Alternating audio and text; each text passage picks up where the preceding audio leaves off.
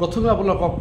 এটি ভিডিও দেখুৱাই লৈছোঁ আপোনালোকে ভিডিওটো ভালকৈ মন কৰক কইলে মুছলমান নাম ৰাহুল বড়ুয়া হৈ পৰিল ৰাহুল আমিন আৰু তাৰ পিছতে এজন হিন্দু যুৱকে মুছলমান নাম লৈ তিনিগৰাকী কৈ মুছলমান যুৱতীক জালত ফসায় এই যেটো আপোনালোকে ভিডিওটো দেখিলে ভিডিওটোত এজন হিন্দু লৰাই মুছলমান ছোৱালীৰ লগত প্ৰতাৰণা কৰিছে নিজকে মুছলমান পৰিচয় দি এই লৰাজনে 14 বছৰ নাবালিকাৰ লগত অপকৰ্ম কৰিছে ইতিমধ্যে নাবালিকাৰ পিতৃয়ে থানাত এজাহাৰ দাখিল কৰিছে অপৰাধীৰ এজন অসমীয়া যুৱক তেজপুৰৰ ৰাহুল বৰুৱা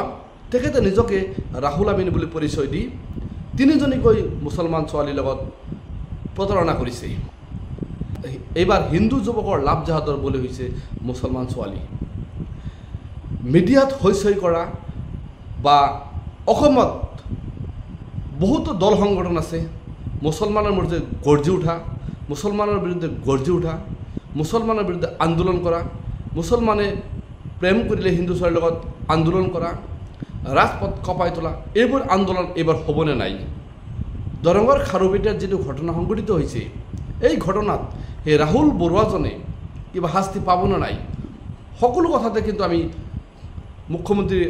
লাভ জাহাদৰ কথা উল্লেখ কৰি মুছলমান যুৱকে হিন্দু ছোৱালীক প্ৰেম কৰিলে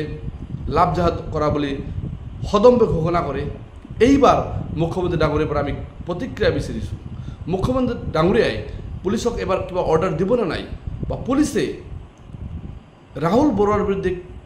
তদন্ত কৰি শাস্তিৰ ব্যৱস্থা কৰিবনে নাই মুছলমান ছোৱালী এবাৰ ন্যায় পাবনে নাই কাৰণ তিনিজনীকৈ ছোৱালী এজনী নাবালিকা 14 বছৰীয়া ছোৱালীৰ লগত সেই ৰাহুল বৰুৱাই যি কাম কৰিছে 14 বছৰীয়া ছোৱালীক লৈ এই ৰাহুল বৰুৱাৰ বিৰুদ্ধে অসমৰ দল সংগঠনবোৰে জাতীয় দল সংগঠনবোৰে কিয় এইবাৰ আন্দোলন কৰা নাই মুছলমান হোৱাৰ কাৰণে ছোৱালীজনে এইবাৰ তেওঁলোকে আন্দোলন নকৰে নেকি আমি ধিং কাণ্ডৰ লগত জড়িত সেই মুছলমান যুৱকৰ বিৰুদ্ধে কিন্তু সকলো মুছলমান একগোট হৈছে কাৰণ ধিং বাখীয়ে কিন্তু দেখুৱাই দিছে সেই তোফাজ্জল নামৰ ল'ৰাটোক কিন্তু জানাজাত সেই গাঁৱৰ মানুহে ধিঙৰ মানুহে কিন্তু অংশগ্ৰহণ কৰা নাই বা সেইখন গাঁৱত কবৰ দিবলৈ কিন্তু ৰাজহুৱাভাৱে কিন্তু মাইক যোগে ঘোষণা কৰিছিল এইখন গাঁৱত কবৰ নিদিব বা ৰাজহুৱাভাৱে বৰ্জনৰ হুংকাৰ দিছিল মুছলমান ৰাইজে কিন্তু এবাৰ হিন্দু ভাই ভনীসকলে ধৰ্ম নিৰপেক্ষতাৰ কথা কোৱা সেই এছাম দল সংগঠনবোৰে এইবাৰ কিয় ৰাজপথ কবাই তোলা নাই কাৰণ এইবাৰ তিনিজনীকৈ মুছলমান ছোৱালী বলি হৈছে লাভ জাহাদৰ হিন্দু এজন ল'ৰা ৰাহুল বৰুৱা তেওঁ নিজকে ৰাহুল আমিন বুলি পৰিচয় দি অপকৰ্ম কৰিছে মুছলমান ছোৱালীৰ বিৰুদ্ধে অন্যায় কৰিছে লাভ জাহাদ কৰিছে এইবাৰ কিয় আন্দোলন নকৰে কেনেকৈ ভাবিম আমি সেই জাতীয় সংগঠন যিবোৰ আন্দোলন কৰিছে কেৱল হিন্দুৰ পক্ষত তেওঁলোকে কি কথা ক'ব সকলো ন্যায়ৰ পক্ষত ক'ব লাগিব ধৰ্মৰ কথা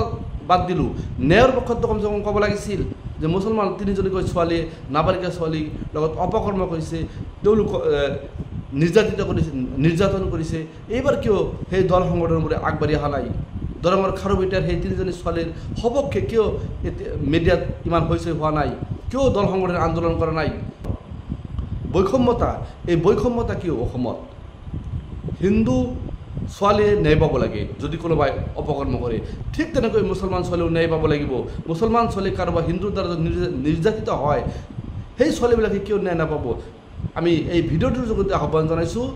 ধৰ্ম নিৰপেক্ষতাৰ কথা কেৱল এটা ধৰ্মৰ পক্ষে নক'ব সকলো ধৰ্মৰ পক্ষে ক'ব লাগিব ন্যায়ৰ পক্ষে ক'ব লাগিব মুছলমান নিৰ্যাতিত হ'লে হিন্দুৱে আগবাঢ়ি আহিব লাগিব বা হিন্দু নিৰ্যাতিত হ'লে মুছলমান আগবাঢ়ি আহিব লাগিব তেহে ঐক্য আহিব শান্তি আহিব দেশত কাৰণ আমি সকলো মানুহ হিচাপে বসবাস কৰিব লাগিব ইয়াত জাত পাত হিন্দু মুছলিম এনেকৈ জাত পাতৰ বিচাৰ কৰিলে কেতিয়াও দেশ এখন আগবাঢ়ি যাব নোৱাৰে এখন দেশত এটা জাতিক লৈ কেতিয়াও আগবাঢ়িব নোৱাৰে সকলোক লৈহে আগবাঢ়িব লাগিব তেহে আমাৰ সোণৰ অসমখন আৰু জিলিকি উঠিব এটা কথাই কম মোৰ ভিডিঅ'টো আপোনালোকে বেছিকৈ শ্বেয়াৰ কৰক সকলো সেইবোৰ ধৰ্ম নিৰপেক্ষতাৰ কথা কোৱা বা ন্যায়ৰ কথা কোৱা বা ছোৱালীৰ ন্যায়ৰ কথা কোৱা আজি সেই দল সংগঠনবোৰৰ কাণত পৰা কথাবোৰ খাৰুপেটীয়াত নিৰ্যাতিত সেই তিনিজন ছোৱালীৰ পক্ষে ন্যায়ৰ পক্ষে সকলোৱে আগবাঢ়ি আহক